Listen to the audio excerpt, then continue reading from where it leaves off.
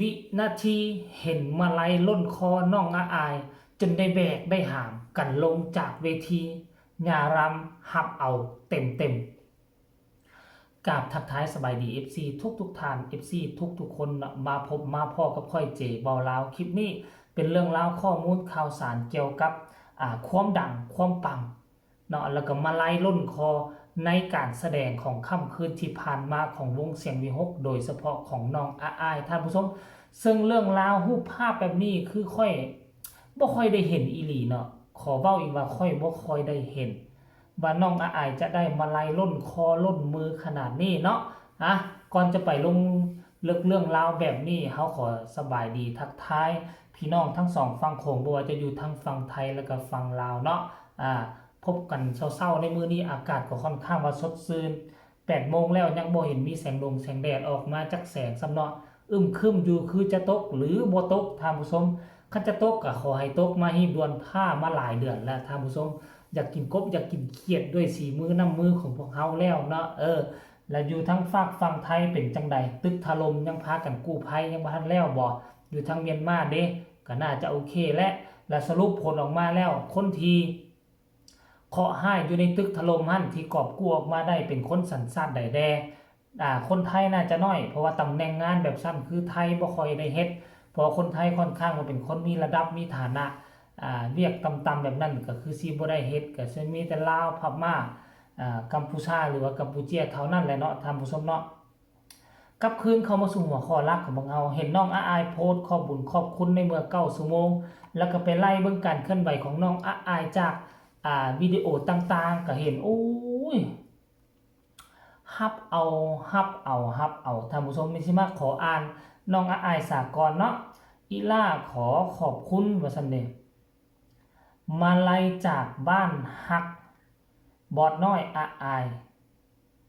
อันนี้มันยังญาวารุ่นบ่กำลังใจ FC อาอายแม่ประหยัดพอวิทย์พี่น้ำว่าซั่นเด้แม่สุพิยาแม่ไอซ์แม่ตอกแล้วก็แม่อันนี้แม่ยังแม่เลว่ะหรือแม่เรศอ่านผิดต้องขออภัยเด้อเป็นภาษาอันนี้บ่อ่านได้เนาะท่านผู้ชมเนาะแล้วก็เอ้ยโมว่าซั่นเด้เอ้ยโมเม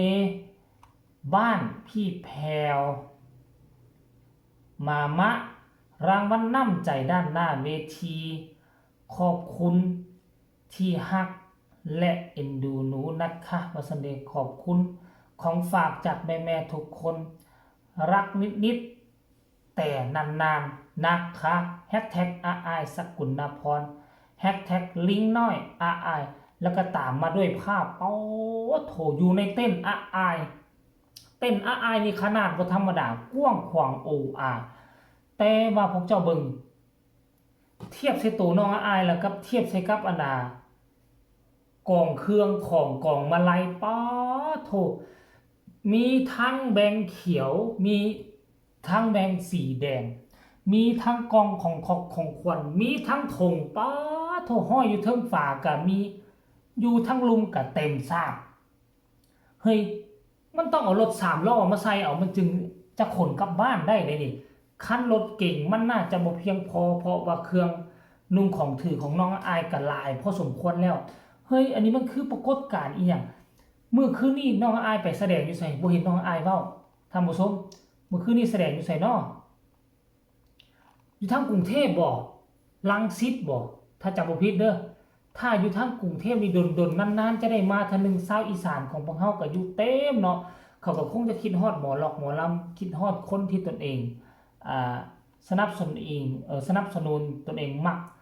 เนาะตนเองเบิ่งตลอดเขาเจ้าก็เลยคิดฮอดดนมาเทื่อนึงพี่น้องทั้งฟังนี่ก็พากันจัดให้สุดใหญ่สุดเต็มท่านผู้ชมลงเวทีมาจนคอนักคอหนาเดี๋ยวไปฟังเสียงจากปากน้องอาอายตอนลงเวทีว่าน้องว่าจังไดว่ามาไล่ค่ำคืนที่ผ่านมานี่มันมีความนักความหน่วงส่ำใดแล้วจึงมาพ้อกันในช่วงต่อไปฟังกันเลยย่าหลานมาหมานให้มื้อนี้แม่ดักแม่เฮาดักอยู่แล้ว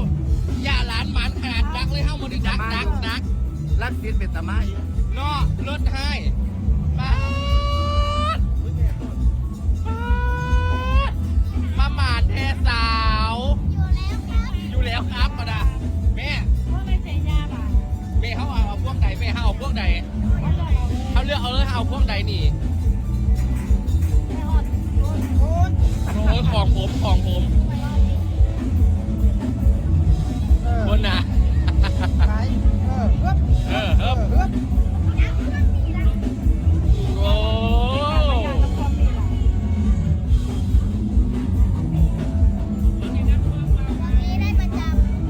จามเลยจากใคร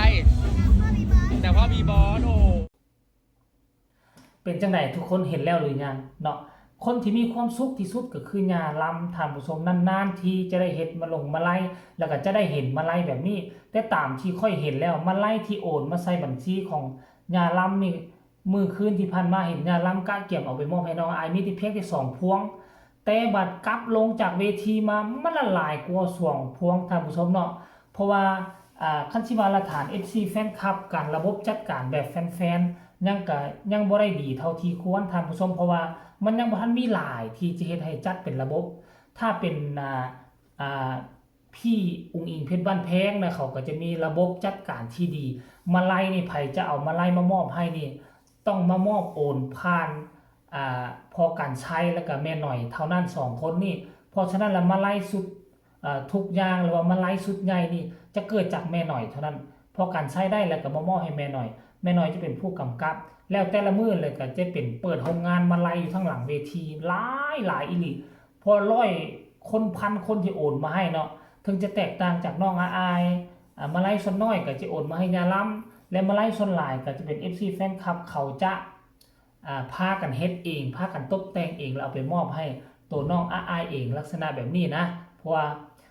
การระบบระเบียบยังการโฆษณากันยังบ่ทันหลายและอีกอย่างน้องอายก็ยังบ่ทันดังเปี้ยงปังแบบนั้นเทื่อก็เลยว่ายังบ่ทันสมมาภาคควรที่จะจัดตั้งกลุ่มมาลัยกลุ่มบ้านฮักกลุ่มโอนเข้าประตูเดียวนะท่านผู้ชมเนาะจะถึงจังไดก็ตามเฮ็ดแบบนี้มันก็ดีมันเป็นการบ่ไปบังคับกันค่อยอยากให้ด้วยตัวค่อยเองค่อยอยากให้ศิลปินนะจำเป็นหยังต้องให้ค่อยโอนผ่านผู้นั้นโอนให้ผู้นี้เนาะค่อยอยากให้เท่าใดค่อยก็ให้ซั่นตัวมันก็เลยเกิดบรรยากาศแบบนี้ก็อบอุ่นไปอีกแบบท่านผู้ชมเนาะดังที่พวกเจ้าเห็นอยู่ในคลิปนั่นล่ะโอ้ค่อยเห็นแล้วค่อยก็ดีอกดีใจน้องอายวันนี้แหละมันนักหลายที่สุดก็คือนักพวงนี่แหละว่าซันเด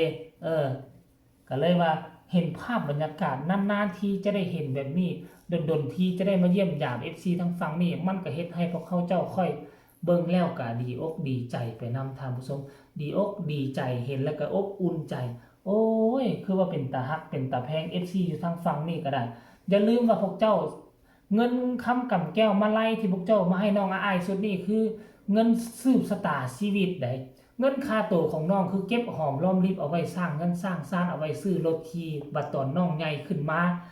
เงินที่ใช้กินใช้จ่ายทุกมื้อนี่แหละมันอาศัยเงินจากมาหลอกมาไล่จาก FC แฟนคลับถ้าพวกเจ้าบ่เอาให้นางก็บ่ได้บ่มีเงินซื้อข้าวซื้อน้ำกินในเงินที่เลี้ยงปูเลี้ยงยา